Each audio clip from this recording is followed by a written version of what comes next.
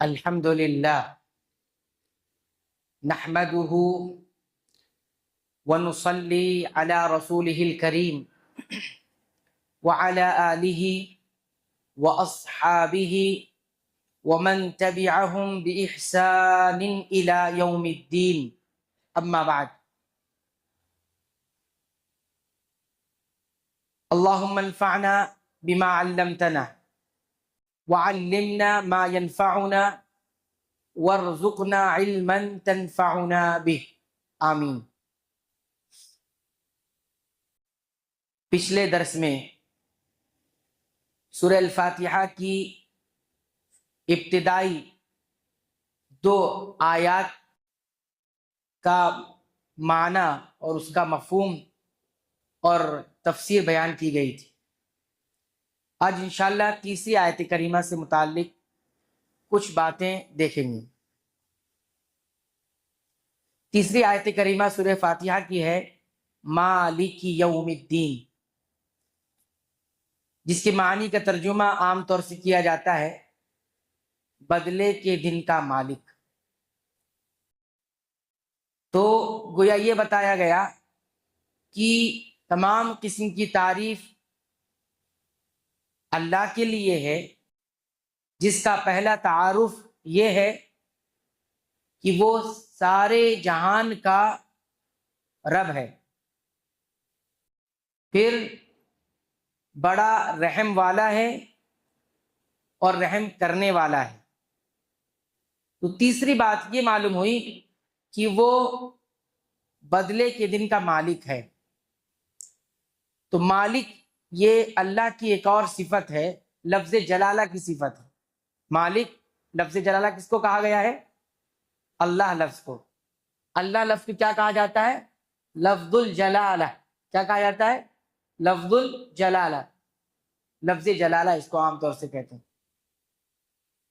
اس کی صفت رب العالمین بھی ہے، الرحمن بھی ہے، الرحیم بھی ہے۔ تو ایسی ایک صفت کیا ہے؟ مالک۔ اور اس کی بات بتایا گیا یوم الدین۔ یوم کا ترجمہ عام طور سے دن کا کیا جاتا ہے، اور دین کا مطلب کیا ہوتا ہے؟ دین کا مطلب بہت سارا عربی زبان میں ہوتا ہے، یہاں پر مطلب ہے الجزاء۔ تو یوم الدین کا مطلب یوم الجزاء۔ جزا کا مطلب کیا ہوتا ہے؟ بدلہ۔ ایک دن ایسا ہے کہ جس دن بدلہ دیا جائے گا، صرف اچھوں کو اچھا بدلہ، بروں کو برا بدلہ۔ بدلے کا کانسیپٹ ہے کیا؟ بدلہ دیا جائے گا، ایک دن مقرر ہے اس کا، تو اس کو یوم الجزا کہا جاتا ہے۔ تو ایک تو یوم الدین بھی اس کا نام ہے، یوم الجزا بھی کہتے ہیں، اور یوم القیامہ بھی کہتے ہیں۔ قیامہ کیوں کہتے ہیں؟ اس لیے کہ اس دن سارے لوگ کھڑے ہوں گے، جمع ہو کر سب کیا ہوں گے؟ فَإِذَا هُمْ قِيَامٌ لَدَيْنَا مُحْضَرُونَ، قرآن کی دوسری آیتوں میں موجود ہے۔ کھڑے ہوں گے، ینتظرون، انتظار کریں گے۔ ہولناکی یہ رہے گی حشر کی کہ لوگ انتظار میں ہوں گے، حساب کتاب ہی شروع ہو جائے۔ تو قیام ہوں گے، سب کھڑے ہوں گے، قیامت قائم ہوگی، اس لیے اس کو یوم القیامہ کہتے ہیں۔ بدلے کے دن کی ایک اور صفت بیان کی گئی قرآن حکیم میں۔ سورہ الانفطار کی آیت نمبر 19 میں بتایا گیا یوما، جو بدلے کا دن ہے، جو یہاں جس کو بتایا گیا وہ کون سا ہے؟ یوما، وہ دن ہے لا تملک نفس لنفس، کوئی کسی کے حق میں کچھ بھی مالک نہیں ہوگا۔ ایسا دن کہ جس دن کوئی کسی کے حق میں کچھ بھی مالک نہیں ہوگا، کسی کے حق میں کچھ بھی ملکیت نہیں رکھے گا، لاؤ تمہارے لیے کچھ کر لیں، کچھ اتھارٹی ہو میرے پاس، کچھ بس میں ہو، کچھ بھی نہیں ہوگا۔ یوم لا تملک نفس لنفس شیئا، کچھ بھی نہیں۔ پھر فرمایا والامر یومئذ للہ، حقیقت یہ ہے کہ سارے معاملات، ساری شان اس دن، جس دن یہ ہوگا، للہ، اللہ کے پاس ہوں گے۔ سارے اختیارات ختم ہو جائیں گے۔ علماء یہ کہتے ہیں دنیا میں جو اختیارات ملے ہوتی ہیں، کوئی کسی چیز کا مالک ہوتا ہے، کوئی کسی جگہ کا مالک ہوتا ہے، یہ مجازی طور پر ہے، امتحان کے لیے، یہ دیکھنے کے لیے کہ کون کیسا عمل کر رہا ہے، آزمائش کے لیے، مجازی بھی کچھ لوگ کہتے ہیں۔ تو یہ سارے اختیارات ملتے ہیں نا، لیکن یہ اختیارات، یہ مالکانہ حق وہاں نہیں ہوگا، سب کچھ ختم، سارے لوگوں سے اختیار لے لیا جائے گا۔ اختیار اس وقت کس کے پاس ہوگا؟ اللہ کے پاس ہے۔ دوسری آیت میں فرمایا لمن الملک اليوم، اعلان ہوگا قیامت کے دن، بتاؤ آج بادشاہت کس کے پاس ہے، کس کی ہے؟ سب لوگ دیکھ چکے ہوں گے، سب لوگ کی نگاہوں کے سامنے حقیقت کھل کر آ چکی ہوگی۔ لمن الملک اليوم، آج کس کی بادشاہت ہے؟ کہیں سے کوئی جواب تو نہیں آئے گا؟ بڑے بڑے بادشاہ، ہاں، بڑے بڑے حکمراں، وہ سب خاموش ہوں گے، جبر کرنے والے، ظلم کرنے والے، بڑی بڑی حکومتیں سنبھالنے والے سب خاموش۔ خود جواب آئے گا للہ الواحد القہار، ملک، بادشاہت آج کس کی ہے؟ اللہ کی ہے، الواحد جو ایک ہے، جس کو ایک مانا نہیں گیا دنیا میں، لیکن وہ ایک ہی ہے، للہ الواحد القہار۔ القہار کا مطلب کیا ہوتا ہے؟ زبردست۔ قہر کا مطلب ہوتا ہے غلبہ، قبضہ، قبضہ بھی نہیں کہہ سکتے، غلبہ کہہ سکتے۔ تو بہرحال یہ دو تین صفت میں نے بتائی۔ اب یہاں بتایا جا رہا ہے کہ یوم الدین جو کہا گیا ہے، دین کو دین کیوں کہا جاتا ہے، یہ سمجھنے کی ضرورت ہے۔ تو علماء کہتے ہیں کہ دین کو دین اس لیے کہا جاتا ہے کیونکہ بندوں کو اس میں بدلہ دیا جاتا ہے۔ بدلہ دیا جاتا ہے مطلب، کیونکہ دان یا دینوں کا مطلب ہی کیا ہوتا ہے؟ بدلہ دیا جانا۔ کوئی کسی نے کچھ کیا، اس کے حساب سے اس کو بدلہ دیا، تو دان یا دینوں کا مطلب ہی ہوتا ہے بدلہ۔ اللہ تعالیٰ اس دن کے بارے میں فرماتے ہیں سورہ غافر آیت نمبر 17 میں، تجزا کل نفس بما کسبت، ہر کسی کو بدلہ دیا جائے گا اس چیز کا جو اس نے کمایا ہے۔ بما کسبت، کسب کس کو کہتے ہیں؟ عمل کو بھی کہتے ہیں اور کمائی کو بھی کہتے ہیں۔ انسان جو نفع حاصل کرتا ہے اس کو بھی کسب کہتے ہیں، کمائی کو، اور ایک کسب کیا ہوتا ہے؟ عمل کی شکل میں ہوتا ہے۔ تو جو کچھ بھی انسان کمایا ہوگا عمل کر کے، ان سب کا بدلہ دیا جائے گا اس دن۔ تو جزا کہا گیا ہے، اسی کو دن کہا جاتا ہے، دین۔ لا ظلم اليوم، بدلہ دینے میں ذرہ برابر بھی ظلم کہیں نہیں ہوگا۔ ظلم کا مطلب کیا ہوتا ہے؟ ظلم کا مطلب یہ ہوتا ہے جو چیز جس جگہ رکھنی ہے اس کو وہاں نہ رکھنا، اس کو ظلم کہا جاتا ہے۔ جو چیز جس جگہ رکھنی ہے، جس جگہ استعمال کرنی ہے، اس کو وہاں نہ رکھ کر کے، یا جس چیز کا جو حق ہے اس حق کو نہ ادا کر کے، اس کو کیا کہا جاتا ہے؟ ظلم کہا جاتا ہے۔ فرمایا اس طرح کا کوئی ظلم نہیں ہوگا، لا ظلم اليوم، اس دن کوئی ظلم نہیں ہوگا۔ ان اللہ سریع الحساب، بے شک اللہ تعالیٰ سریع الحساب، تیزی سے حساب لینے والا۔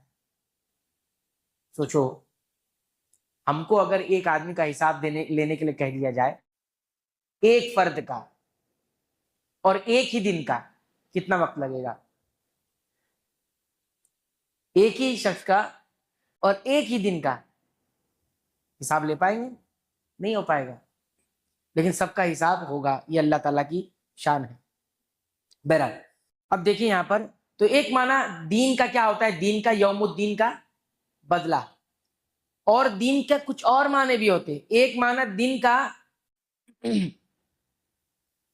عمل بھی ہوتا ہے۔ کیا ہوتا ہے؟ عمل۔ صرف عمل کو بھی کیا کہا جاتا ہے؟ دین۔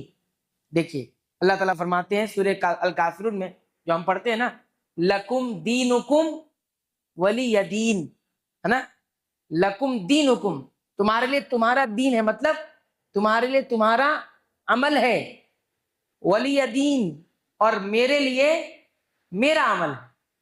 تو دین سے مراد یہاں پر کیا ہے؟ عمل ہے انسان کا۔ تو دین کا ایک معنی کیا ہوتا ہے؟ عمل، ایک معنی جزا، بدلہ، ایک معنی عمل۔ اسی سے ہم دیکھتے ہیں اور بھی آیتوں میں اگر پڑھیں گے، ان الدین عند اللہ الاسلام، بلا شبہ دین یعنی عمل اللہ کے نزدیک کیا ہے؟ اصل الاسلام، اسلام ہے، سرنڈر ہو جانا، اللہ کی توحید کو مان لینا، یہ ایک عمل ہے، یہ اللہ کے نزدیک کیا ہے؟ عمل ہے، یہی قبول ہے۔ دوسری آیت میں دیکھیں گے اللہ تعالیٰ نے سورہ المائدہ میں فرمایا وَرَضِيتُ لَكُمُ الْإِسْلَامَ دِينًا، یہ دین ہے نا، تو میں نے تمہارے لیے اسلام کو بطور عمل دین کیا کر لیا ہے، چن لیا ہے، منتخب کر لیا اور راضی ہو گیا ہوں میں۔ یعنی تمہیں اگر میری رضا حاصل کرنی ہوگی تو کیا اختیار کرنا ہوگا؟ الاسلام، اسلام اختیار کرنا ہوگا۔ اللہ کی رضا کے لیے ہمیں کیا اختیار کرنا ہوگا؟ اسلام۔ دنیا میں بہت سارے لوگ مالک کی محبت پانے کے لیے کیا کچھ نہیں کرتے ہیں، لیکن وہ سارے راستے صحیح ہے نہیں۔ اللہ نے فرما دیا وَرَضِيتُ لَكُمُ الْإِسْلَامَ، اسلام میں نے تمہارے لیے بطور عمل کے قبول کر لیا ہے۔ قبول کر لیا مطلب اختیار کر لیا ہے۔ دیکھو عربی میں ایک محاورہ بولا جاتا ہے، اس سے آپ کچھ سمجھیں گے۔ کما تدین تدان، کیا کہا جاتا ہے؟ کما تدین تدان، مطلب کیا؟ جیسا عمل کرو گے ویسا بدلہ دیا جائے گا، جیسا عمل کرو گے ویسا بدلہ دیا جائے گا۔ ٹٹ فار ٹیٹ ایسی بولتے ہیں نا انگلش والے، جیسے کو تیسا، تو اسی سے یہ لفظ بنا ہے مالک یوم الدین۔ آگے چلتے ہیں، ایک اور بات بتاتا ہوں۔ اللہ کے نبی صلی اللہ علیہ وسلم نے سورہ فاتحہ پڑھی ہے نا، اور سکھایا بھی ہے۔ تو آپ صلی اللہ علیہ وسلم جب قرات کرتے تھے، سورہ الفاتحہ پڑھتے تھے، تلاوت کرتے تھے، تو آپ مالکی یوم الدین بھی پڑھتے تھے اور ملکی یوم الدین بھی پڑھتے تھے۔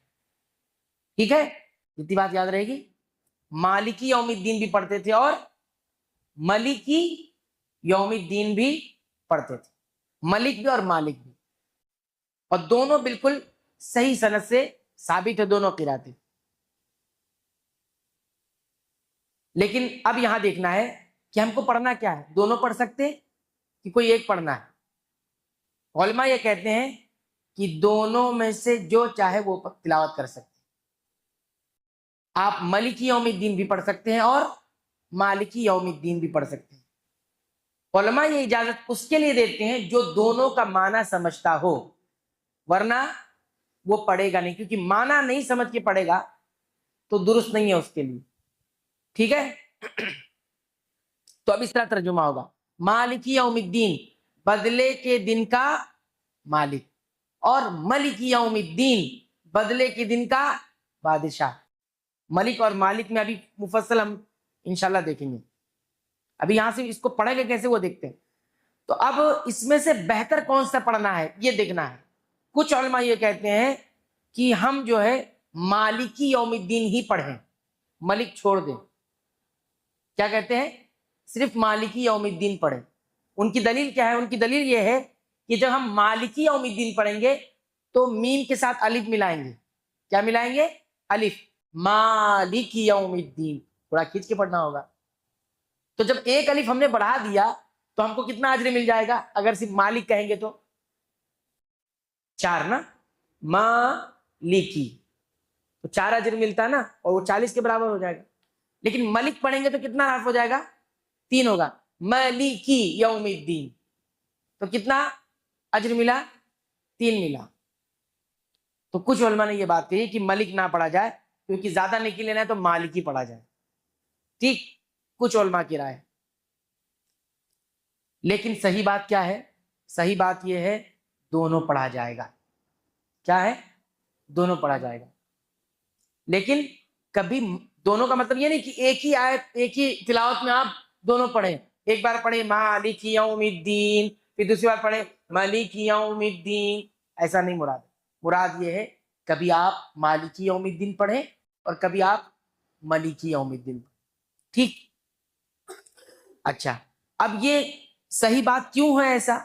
تو اس کی وجہ یہ ہے کہ اللہ کے نبی صلی اللہ علیہ وسلم نے دونوں پڑھا ہے، تو سنت کا تقاضا کیا ہے کہ ہم دونوں پر عمل کریں، اس سنت پر بھی عمل کریں اور اس سنت پر بھی عمل کریں۔ دونوں قرات رسول اکرم صلی اللہ علیہ وسلم ثابت ہے، تو سنت کا تقاضا یہ ہے کہ دونوں قرات ہم پڑھیں گے، کبھی اس کو کبھی اس کو۔ ٹھیک ہے، اس کی کئی ایک وجہ ہے۔ ایک وجہ یہ کہ دونوں قرات پڑھ کر کے ہم رسول اکرم صلی اللہ علیہ وسلم کی اتباع کریں گے۔ ٹھیک ہے، اور اسی طرح دوسری بات جو اہم ہے وہ یہ کہ ہمارے سامنے دونوں قرات محفوظ ہو کر آ جائے گی۔ کوئی ایک قرات ہم بھول نہیں جائیں گے. آپ کو معلوم اگر مسلسل آپ مالکی یوم الدین پڑھ رہے ہیں تو کسی کو معلوم بھی نہیں ہوگا کہ مالکی یوم الدین بھی تھا، ہے نا. جیسے آج بہت سارے لوگوں کو معلوم نہیں ہے کہ مالکی یوم الدین بھی ہے نا. کسی کو آج ہی معلوم ہوگا کہ مالکی یوم الدین بھی. کیوں ایسا ہوا؟ ایسا اس لیے ہوا کہ ہمیں دوسری قرات سنائی نہیں گئی، بتائی نہیں گئی، پڑھانے والوں نے ہم کو پڑھایا نہیں، وہ مالکی یوم الدین ہی پڑھایا. اور وہ اس لیے پڑھاتے تھے کہ مصحف میں مالک سے نقل ہوتے ہوئے آ گیا، مالک ہی نقل ہوتے ہوئے آیا، اس لیے انہوں نے ہم کو پڑھایا نہیں. تو ہم ملک کو بھول گئے، حالانکہ وہ بھی ثابت ہے. تو اس لیے قرات محفوظ ہو جائے گی، قرآن محفوظ ہو جائے گا. البتہ یہاں پر خیال ایک چیز رکھنا ہے، وہ یہ کہ کبھی یہ اگر آپ پڑھنے بھی جا رہے ہوں خاص طور پر عوام کے درمیان، تو کہیں ایسا نہ ہو کہ ان کو نہ معلوم ہونے کی وجہ سے قرآن کی وہ توہین نہ سمجھ لیں. جیسے عام طور سے لوگوں کو کیا معلوم ہوتا ہے؟ مالک یوم الدین. اب اگر کوئی انسان ایسا ہے جو دوسری قرات پر عمل کرتے ہوئے پڑھنے لگے مالک یوم الدین، تو عوام یہ سمجھے گی غلط پڑھ دیا، تشویش ہو جائے گی، اور لوگ ہو سکتا ہے کوئی لقمہ بھی دینے لگ جائے کہ نہیں مالکی یوم الدین ہے. تو یہ تشویش اگر پیدا ہو تو ایسی صورت میں کیا کرے گا انسان؟ مالکی یوم الدین ہی پڑھے گا جو مصحف میں لکھا ہوا ہے. کچھ لوگ مصحف دیکھ کر، نسخہ دیکھ کر یاد کیے ہیں. مصحف میں انہوں نے دیکھا ہے میم الف زبر ما ہے، وہاں تو الف ہے، اور یہ میم زبر ما سے پڑھ رہے ہیں. لہٰذا ایسی صورت میں کبھی کبھی ایسا بھی ہوگا کہ اگر کوئی انسان ایسا پڑھانے لگے نماز اور کے سامنے پڑھنے لگے تو ہو سکتا کوئی سر پھرا ایسا بھی ہو، اٹھا کے باہر کر دے، بولے قرآن غلط پڑھتے ہیں، کچھ سخت سنا دے، ایسا بھی ہو سکتا ہے. اس لیے بہتر یہ ہے کہ جو مصحف میں لکھا ہوا ہے اس کو اسی انداز سے پڑھا جائے. آخری بات کہہ کر بات مکمل کرتے ہیں. اب ہم یہ دیکھیں گے مالک اور ملک میں فرق کیا ہے. معنی کل دیکھیں گے، صرف مالک اور ملک کی لفظ کو سمجھیں گے تاکہ ہم کو اس لفظ کی گہرائی سمجھ میں آئے. دیکھیے عربی زبان میں دو باتیں ہوتی ہیں، اس میں فاعل ہوتا ہے اور صفت مشبہ ہوتا ہے. صفت مشبہ یہ سمجھنا ضروری ہے کیونکہ دو ہے، مالک اور ملک ہے. تو مالک یہ اس میں فاعل ہے اور ملک یہ صفت مشبہ ہے. کیا فرق ہے دونوں میں؟ اس میں فاعل کا مطلب یہ ہوتا ہے کہ وہ یہ بتاتا ہے کہ کوئی کام کرنے والا ہے، کوئی کام کرنے والا ہے. اور صفت مشبہ کیا بتاتا ہے؟ وہ یہ بتاتا ہے کہ کسی کام کے اندر پائیداری ہے اور مستقل مزاجی ہے اور لازم صفت ہے. تو مالک کا مطلب تھوڑا محدود ہوتا ہے. مالک مطلب بدلے کے دن کا مالک، تو ملکیت ہو بھی سکتی ہے نہیں بھی ہو سکتی ہے. اور ملک بولیں گے تو اس میں کیا ہوگا؟ اس میں یہ معلوم ہوگا کہ کوئی چیز ثابت ہے، مستقل طور پر ہے اور لازمی طور پر ہے. تو ملکیت جو بادشاہت ہے وہ مستقل طور پر ہے. یہ اس کا معنی. جیسے مثال کے طور پر مالک کے وزن پر آتا ہے کاتب، لکھنے والا، لکھنے کا عمل بتایا جا رہا ہے. کوئی کہہ دے ناصر، ناصر کا مطلب مدد کرنے والا، تو مدد کا کام بتایا جا رہا ہے. ایسے مالک بولیں گے تو ملکیت کا کام، ملکیت رکھنے والا. اور جب ہم بول دیں گے ملک تو ملک کا مطلب کیا ہوگا؟ بادشاہ، حق رکھنے والا، ملکیت کا حق رکھنے والا. لازمی صفت ہے، وہ نکلا ختم نہیں ہوگی. مالک کبھی کبھی ایسا ہوگا کہ جیسے مثال کے طور پر یہ میرا موبائل ہے، میں موبائل کا مالک، میں نے موبائل کسی اور کو دے دیا، اب میں مالک رہا نہیں رہا، دوسرا مالک بن گیا، کسی اور کو دے دیا. تو یہ ملکیت ختم بھی ہو جاتی ہے، رہتی بھی ہے، محدود وقت کے لیے بھی رہتی ہے. 2 دن کے لیے میرے پاس ہے، اگلے دن کسی اور کو دینا ہے نا. سودا ہوا کہ 2 دن رکھو، اگلے دن مجھے دے دو. تو یہ مالک میں پایا جاتا ہے. لیکن ملک میں یہ بات نہیں پائی جاتی. دیکھیے جیسے کہ حسن، یہ صفت مشبہ ہے، اچھا، تو اچھا ہمیشہ اچھا. ہاں اگر یہ کہہ دیا جائے طویل، لمبا، تو کبھی ایسا ہوتا ہے کہ کوئی چیز چھوٹی ہو گئی؟ نہیں ہوگی. انسان کے بارے میں خاص کبیر، یہ سب صفت مشبہ ہے. بڑا، یہ لازمی صفت ہے. شدید، سخت، عذاب شدید جیسے پڑھے نا، عذاب شدید، سخت. قصیر چھوٹا پست قد، تو یہ جتنی صفت پائی جاتی ہے یہ صفت مشبہ ہوتی ہے. تو ملک کے اندر صفت مشبہ ہے، لازمی اور مستقل ہے، اور مالک کے اندر کسی چیز کے فعل کو بتایا جا رہا ہے کہ اللہ اس دن کا مالک ہے، ملکیت رکھتا ہے، ملکیت رکھنے والا ہے. لیکن ملک کہہ دیں گے تو اس دن ملک مطلب یہ ہوا کہ اللہ رب العالمین کی وہ صفت لازمی ہے اور مستقل ہے اور ثابت ہے. اب کیا ہوتا ترجمہ؟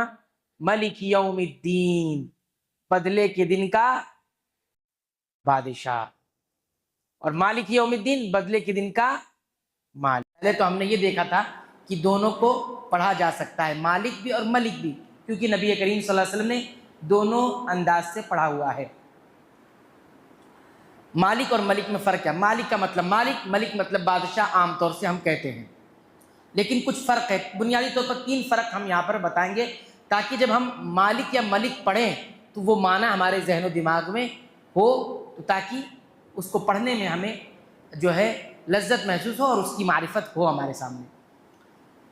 لغت کے اندر، ڈکشنری کے اندر مالک کا مطلب ہوتا ہے کسی چیز کا مالک ہونا.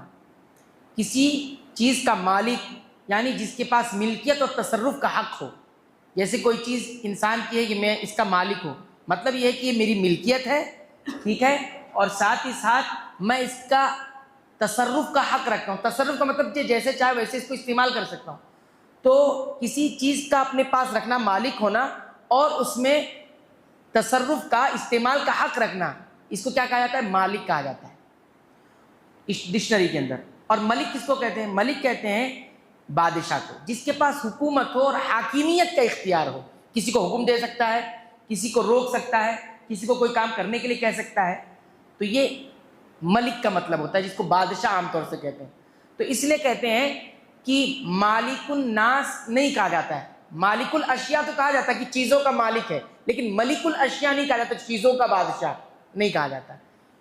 عوام پر، انسانوں پر اختیار رکھنے والے کو ملک، بادشاہ کہتے ہیں. اور چیزوں کی، جیسے گھر ہوا، زمین ہوا، جگہ ہوا، کوئی سامان ہوا، ان سب کی ملکیت رکھنے والے کو مالک کہا جاتا ہے. یہ ڈکشنری کا معنی ہوا. اللہ تعالیٰ کے لیے دونوں یہ چیز قرآن سے ثابت ہے. جیسے مالکی یوم الدین کے اندر موجود ہے کہ اللہ تعالیٰ مالک ہے، اور بدلے کے دن کا مالک کا مطلب یہ ہوتا ہے کہ بدلے کے دن میں جو بادشاہی ہوگی اس کا مالک ہے وہ. اب یہ سمجھو، بدلے کے دن کیا ہوگی؟ ایک ملکیت ہوگی، وہ کس کے ہاتھ میں ہوگی؟ اللہ کے ہاتھ میں. اسی طرح ملک بھی اللہ رب العالمین کے لیے استعمال ہوا ہے قرآن حکیم میں، سورہ طٰہٰ 114 نمبر کی آیت میں، فَتَعَالَ اللَّهُ الْمَلِكُ الْحَقُّ. فَتَعَالَ اللہ مطلب اللہ بہت بلند ہے، الملک جو بادشاہ ہے، الحق اور حقیقی بادشاہ ہے. دنیا میں بہت سارے بادشاہ ہیں، لیکن حقیقی بادشاہ کون ہے؟ اللہ تعالیٰ ہے. تو یہ تمام جہانوں پر حکمرانی ہے اس کی، چیزوں پر بھی حکمرانی ہے اور انسانوں پر بھی حکمرانی ہے، جسموں پر بھی حکمرانی ہے اور دلوں پر بھی حکمرانی ہے. جیسے کسی نے نبی کریم صلی اللہ علیہ وسلم کی شان میں غلو کرتے ہوئے، ان کی حد سے بڑھاتے ہوئے کسی نے یہ کہہ دیا کہ جسموں پر حکومت اللہ کی ہے اور دلوں پر حکومت محمد صلی اللہ علیہ وسلم کی، نعوذ باللہ من ذالک. یہ غلط ہے. یہ اللہ کے رسول صلی اللہ علیہ وسلم کی شان کو ان کی حد سے بڑھانا ہوا، اللہ کی شان میں لے جا کے داخل کرنا ہوا. اللہ کے نبی صلی اللہ علیہ وسلم کی شان اپنی جگہ ہے، اس سے کوئی دو رائے نہیں اور اس سے کوئی وہ نہیں، لیکن اللہ کی شان سے بڑھا تو نہیں جا سکتا. تو جسموں پر حکمرانی اللہ کی، جسموں پر بھی حکمرانی اور دلوں پر بھی ہے. ایسا نہیں ہے کہ دلوں کا مالک کوئی اور ہے اور جسم کا مالک کوئی اور ہے. تو پہلا فرق تو یہ سمجھ میں آیا ہم کو کہ مالک اور ملک کیا ہوتے ہیں. دوسرا فرق یہ ہے کہ تصرف اور اختیار کے اعتبار سے اس میں فرق ہے. مالک کوئی بھی انسان یا کوئی مخلوق کسی چیز کا مالک ہو سکتا ہے، جیسے مال، زمین، گھر کا مالک وغیرہ، لیکن یہ مالک ہے. لیکن ملک کیا ہوتا ہے؟ حکمرانی اور قانون سازی کا اختیار اس کے پاس ہوتا ہے. ملک کے پاس قانون سازی کا اختیار اور حکمرانی کا اختیار ہوتا ہے، مالک کے پاس یہ نہیں ہوتا ہے. مثال سے دیکھیں گے آپ تو سمجھ میں آئے گا. یہ دوسرا فرق ہے. تیسرا فرق یہ ہے کہ ملکیت میں محدودیت ہوتی ہے اور مطلق اختیار نہیں ہوتا. دیکھو مثال کے طور پر، مالک کسی مخصوص چیز کا مالک ہوتا ہے. مالک جو ہوتا ہے کسی خاص چیز کا مالک ہوتا ہے، لیکن اس کی بادشاہت ہو ضروری ہے؟ نہیں ضروری ہے.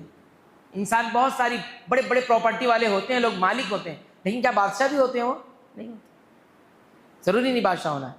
ایسی ملک کا بھی معاملہ ہے، بادشاہ کے پاس سارے اختیارات ہوتے ہیں، لیکن جہاں جہاں اس کے اختیارات ہیں وہ سب اس کی چیز ہے نہیں ہے۔ تو یہ محدود ہوتا ہے، اختیار ہوتے ہیں، لیکن اللہ رب العالمین مالک بھی ہے اور ملک بھی ہے۔ مالک کا مطلب اس کے علاوہ جتنے سب اس کے مملوک ہیں، سب پر وہ اختیار رکھتا ہے، اسی کی ملکیت ہے، ہم سب اسی کی ملکیت ہے، اور ساتھ ہی ساتھ ہم پر اس کا اختیار بھی چلتا ہے۔ وہ جیسا چاہے حکم دے، جیسا چاہے ہمارے لیے قانون بنائے، اس نے قانون بنائے، لیکن یہ ہوتا ہے کہ اللہ رب العالمین اختیار دیتے ہیں، کسی چیز میں اختیار ہوتا ہے، کسی چیز میں اختیار نہیں ہوتا، ٹھیک ہے؟ جیسے قانون یعنی تقدیر کے جو قوانین ہیں اس میں اختیار نہیں ہے انسان کو، بیمار ہوگا تو روک نہیں سکتا اپنے آپ کو، خوشی آئے گی تو آئے گی، غم آئے گا تو آئے گا، اس میں انسان کو اختیار نہیں ہے، اس اعتبار سے وہ مملوک ہے، لیکن کچھ چیزیں اللہ کے حکم کی خلاف ورزی کر سکتا ہے، اس میں اختیار ہے۔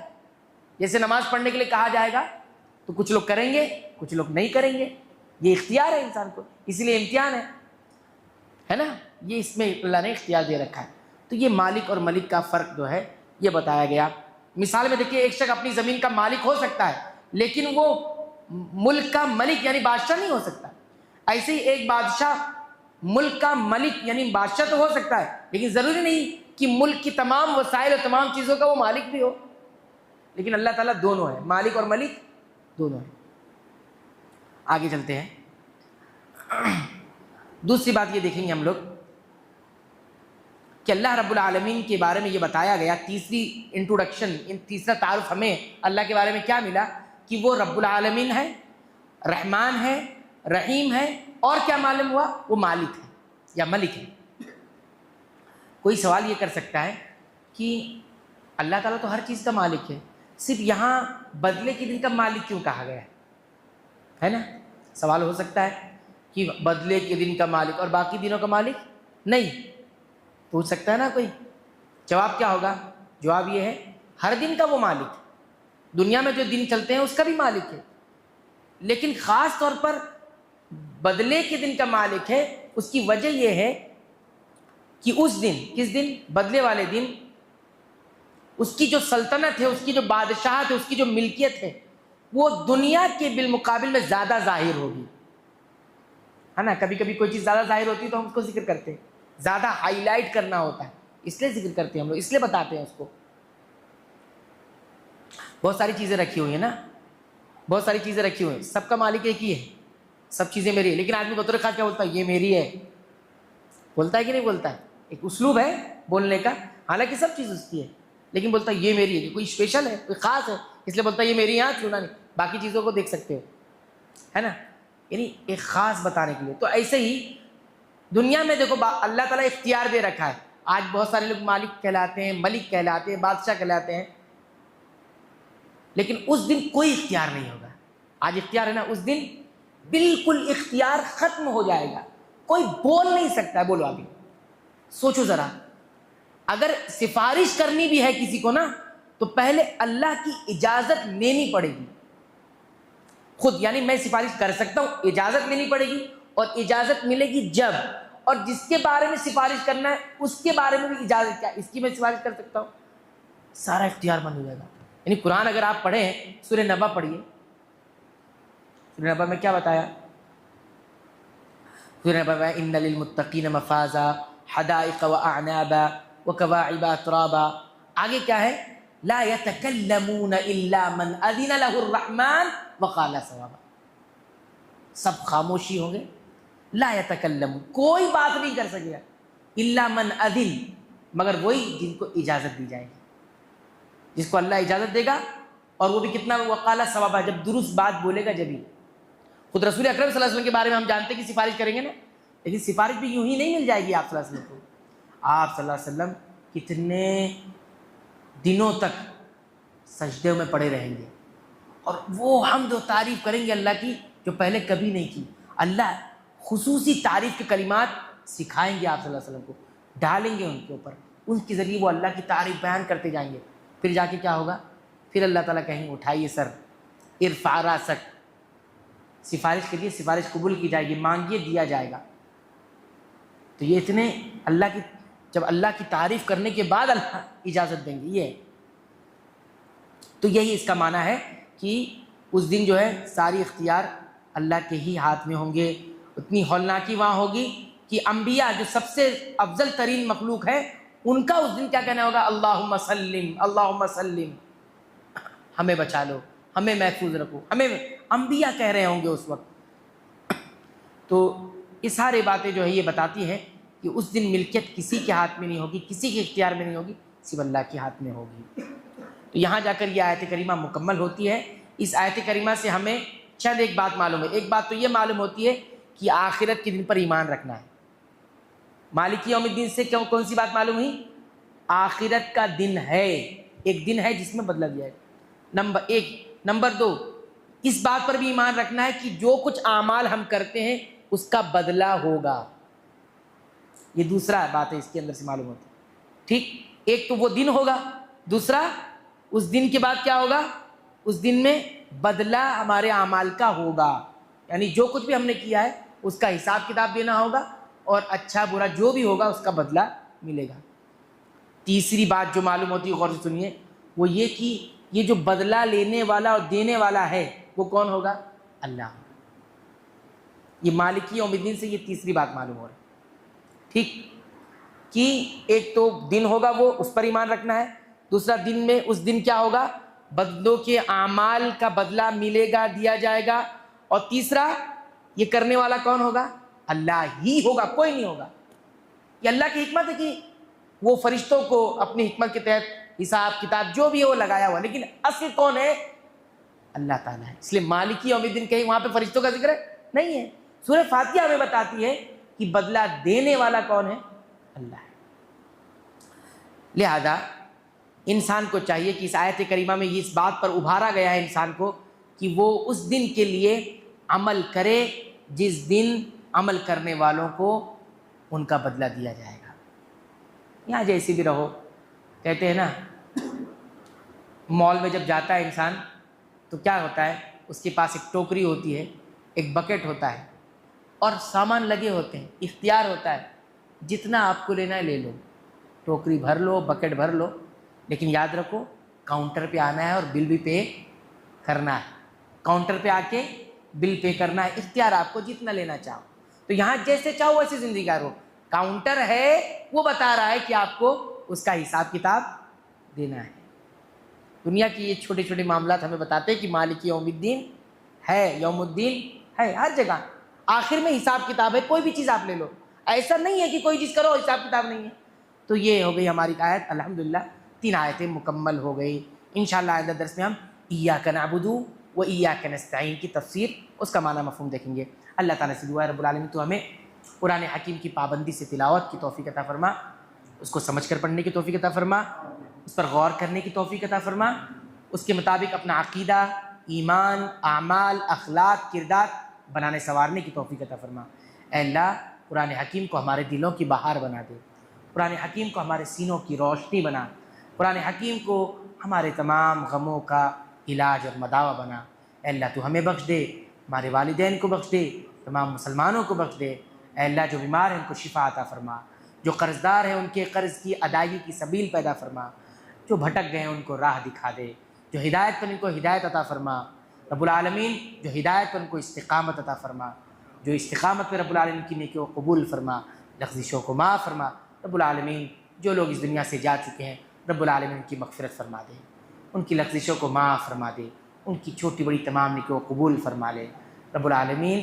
ہم جب تک جئیں اسلام اور ایمان اور اعمال صالحہ دعوت اللہ صبر پر جئیں، جب اس دنیا سے جائیں ایمان، اسلام، اعمال صالحہ، صبر اور استقامت دعوت اللہ پر اس دنیا سے جائیں۔